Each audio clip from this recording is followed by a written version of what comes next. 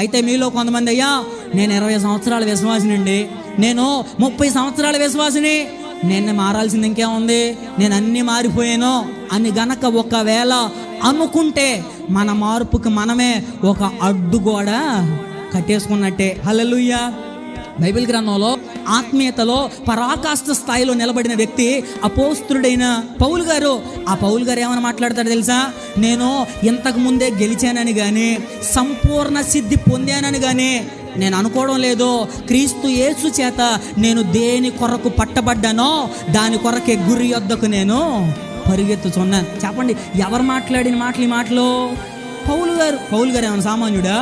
మంచి భక్తిపరుడు. అంత భక్తుడే, అంత ఆత్మీయుడే మాట్లాడుతున్న మాటలు ఏంటంటే, నేను సంపూర్ణ సిద్ధి పొందానని నేను అనుకోవడం లేదు. మరేమనుకుంటున్నావయ్యా? సంపూర్ణ సిద్ధి పొందడానికి నేను పోరాటం చేస్తున్నానని అనుకుంటున్నాను.